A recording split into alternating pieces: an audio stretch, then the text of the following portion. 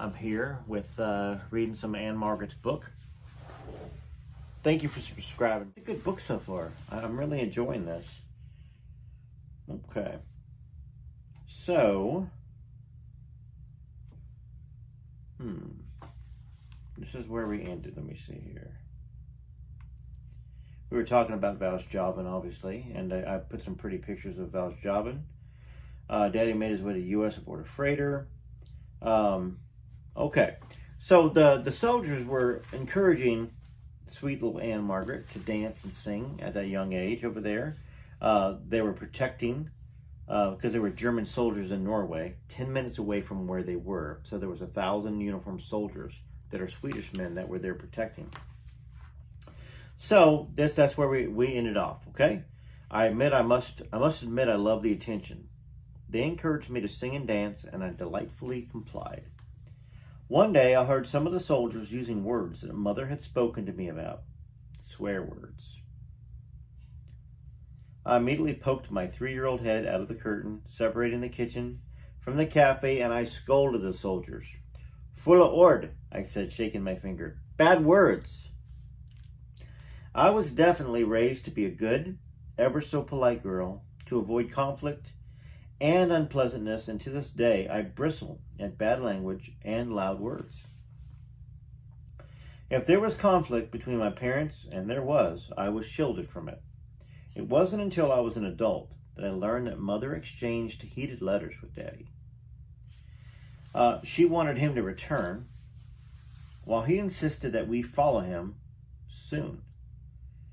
His stubbornness infuriated Mother as much as it frightened her. Her biggest fear was that she'd give in and leave Val's Jobbin.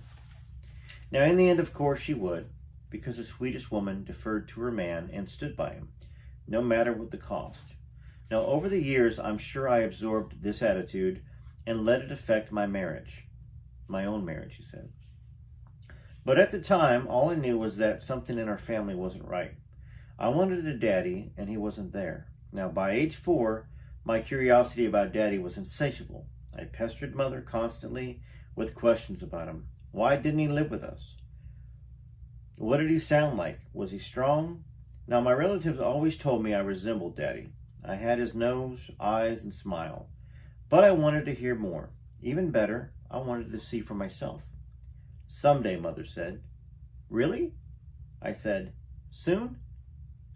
It was then that Mother usually turned me around and gave me 3 kicks in the seat. A Swedish custom for good luck. Tre sparkar. Still, to this day, I get my 3 kicks before going on stage. Soon, she said, you must be patient. Mother could only answer so much. She actually knew rather little about my father's background, about his innermost thoughts, and the forces that motivated him in life. Theirs was a curious match, 2 shy, stalwart individuals who took pleasure in a quiet camaraderie. Now, my father's absence played a big part in my desire as an adult to find a strong man to look out for me. Like my father, I dealt with sadness and loneliness in the private silence that was so much like Daddy's own personality, as well as a characteristic of being Swedish. I pledged that once reunited, our family would remain intact forever. Now, with the end of World War II, Daddy pressed harder for us to join him in Chicago, but Mother still balked at leaving home. Eventually, I learned later that Daddy issued an ultimatum. Either Mother came to America, or they'd divorce. Mother was against ending the marriage, period. She'd suffered when her own parents had divorced, and she didn't want to inflict that pain on me. So as much as it distressed her, she agreed. See, she deeply loved my father, and she wanted to keep the family intact. And so we prepared to leave Sweden and all the relatives. That had to be scary for the mother.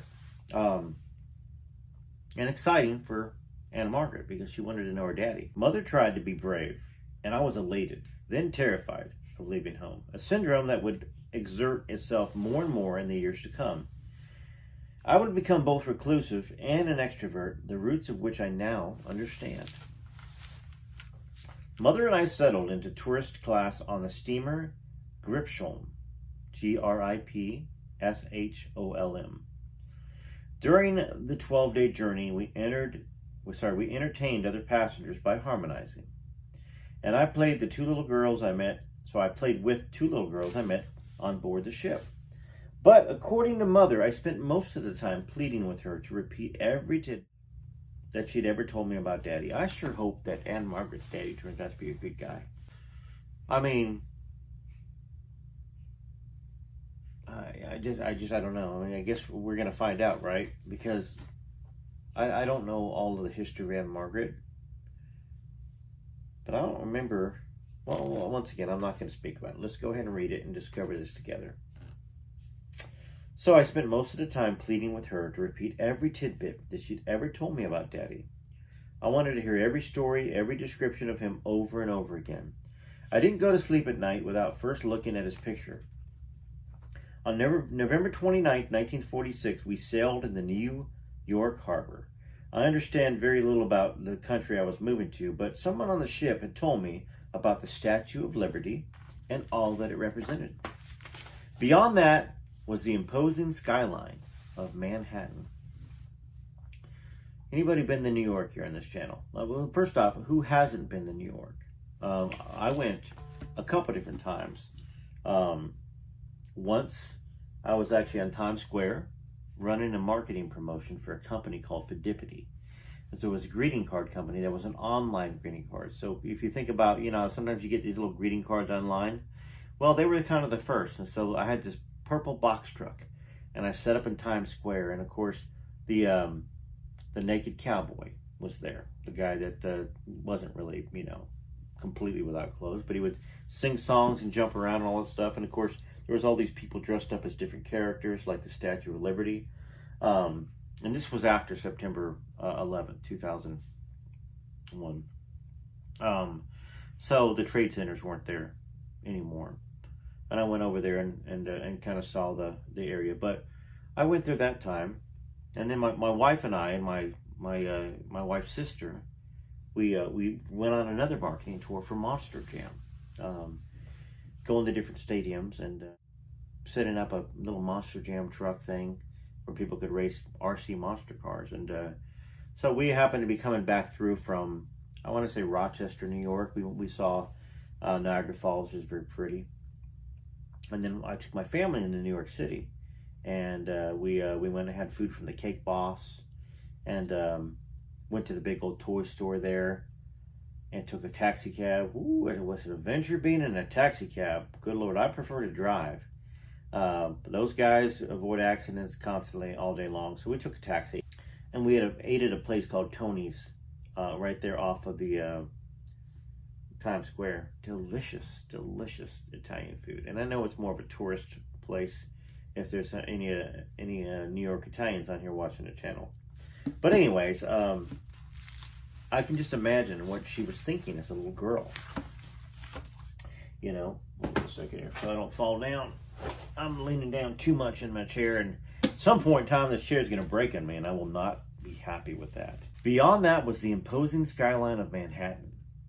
We stood on deck dressed to the hilt. Mother wore a stunning fur hat and a silver fox shawl that she had designed. Now, I put on the same white jacket, white mittens, light brown woolen stockings, and white boots that I'd worn leaving Val's jobbing. We wanted to look spiffy for Daddy. The Gripsholm docked at Pier 44, and right away, Mother and I began searching the crowd for Daddy. We held hands, squeezing tightly, as if that might help contain our anticipation. "That's your Daddy," Mama cried. The moment I had dreamed about for so long was finally here, and it was even better than I had imagined. He looked exactly as he did in his photographs, handsome and strong. I was thrilled that I was his daughter. Mother and I stuck close to Daddy while he claimed our trunks and loaded them into his car, a black Hudson. Although we spoke English and moved with familiarity, everything was foreign to us. We might as well have stepped on the moon. Now, Daddy played our tour guide. He drove us around Manhattan, pointing out Central Park, the Empire State Building, the Chrysler Building, and Times Square. Then finally, our hotel. But that was only the start of a great first night in this new country. Daddy took us out to dinner at our coffee shop, read the menu to us, then gave the waitress our order. We didn't understand a word he said, nor did we really know what was served to us. Just ate it, right? I sat silently through the meal, not wanting to interrupt my parents. So I'm sure they were talking. And back in those days, day and ages, like Billy Stanley says, you know, kids were seen and not heard. And to an extent, us too, right? Most of us. With my parents, it was the same way. You just didn't talk. I was trying to hide a yawn there, by the way. Y'all know reading makes me a little sleepy. And plus, I was up till 2:30 in the morning making an answer video. So I wanted to just put it out this morning and get it done with on the other channel. So, apparently I was too quiet, though. Daddy asked if something was wrong. I shook my head. In truth, I was overwhelmed by the day's events. I wasn't going to complain. No way. I didn't want to say or do anything that might ruin the special, long-awaited moment. So I sat with my hands in my lap, the picture of a perfect little girl. But Daddy wanted to get to know me. He told me that he had arranged a surprise. We're going to see a show, he explained, but I still had no idea what he meant. Daddy then took us to Radio City Music Hall. I stared at the giant marquee above the theater, trying to make some sense of the words that were illuminated by the bright lights, because I guess she didn't know English, right? She was Swedish. What's the language over there in Sweden? I look it up. Just in case y'all don't have the time to do it. Let's see. Language in Sweden. What's Swedish? Let's see. I'm gonna play something here. Swedish. The language is Swedish. Here we go. Let's listen to a little bit of it. Got to get through this little ad here on YouTube. But in case you've never heard Swedish language, because I don't think I have, it's got to be similar to Norwegian or German or something, maybe like that. Hej! Johanna heter jag och idag kommer jag att prata mitt modersmål som är svenska. Okay, svenska. Sounds German to me a little bit. But yeah, she's trying to like read these words up there, and she can't make any hide nor hair of it. Oh boy. All right, so we took our seats, and Mother and I admired the crushed red velvet. As the theater darkened, I reached out for her hand, then the curtain rose. First, we see a movie, Daddy explained. A movie, I asked. What's that? Just watch, he replied. The feature that night was the Jolson story. Hey, I've got a record over there to the right. The Al Jolson story, the actual record. The classic biography of entertainer Al Jolson starring Larry Parks. Though the movie was completely unfathomable to me, and the words in the story sailed beyond my grasp, I was captivated by the new, quite amazing experience. I watched with intensity, trying to figure out what was going on. Oh, poor little girl, bless her heart. She can't understand any of the words. She's looking at the emotions of the faces. Oh, that's a happy scene. That's an angry scene. But she's not knowing what people are saying to each other. The next presentation, the stage show, for which Radio City has always been famous, was much easier to understand.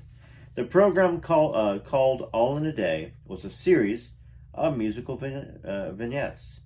The stage filled with dozens of dancers, singers, and of course, the Rockettes, the New York City Rockettes, or whatever. Is that what they're called? I was mesmerized, transported to some other place. Now, when the show ended, I was speechless. How do you explain an experience that is beyond the referencing of anything in your imagination? Now, if you're a child, as I was, you simply look up at your parents and you smile. The grin on my face said everything there was to say about what I'd just seen. Daddy carried me to bed that night. This time, when Mother tucked me in, she had help. I knew then that I would always try very hard to please my parents, and especially at this time, my father, to be his good little girl. I suppose that when your father is absent for so many years, you fear that if you misbehave, he'll leave you again. That's some psychological trauma right there. I felt those days were over, but I would take no chances. Daddy touched me gently on the forehead and looked lovingly into my tired eyes. I thought about the 3 good luck kicks my mother had given me whenever I asked if I could meet my father. Someday, she would tell me, and someday had finally arrived. What a great little book. We know all about Ann-Margret, the superstar, right? The dancer, the singer, Viva Las Vegas, Bye Bye Birdie, the other films that she was in. We know she battled alcoholism. We know she fell off a ladder, hurt herself in the later years. I'm so excited to learn about Ann-Margret with y'all, okay? And there's going to be other books that we do on this channel, okay? It's called Elvis and the Legends. Not going to be all about Elvis, and maybe you don't want to watch those, but I think that if you're like Elvis, you want to learn as much as you can about everything. Elvis had books. He had the Louis L'Amour books. We'll read some Louis L'Amour books. Billy Stanley told me that in one of the video series that he loved Louis L'Amour. That was what I loved as a kid. I read every book, and I'm not joking. The 150, 200 books of his series, I read them all. In a way, we're kind of honoring the memory of Elvis doing this. Elvis loved to read. He carried 2 trunks full of books with him everywhere, or his team did. So he would always have his books, not just the Bible, but other books, other spiritual books, other regular books. He would have read this Ann-Margret book, when it came out.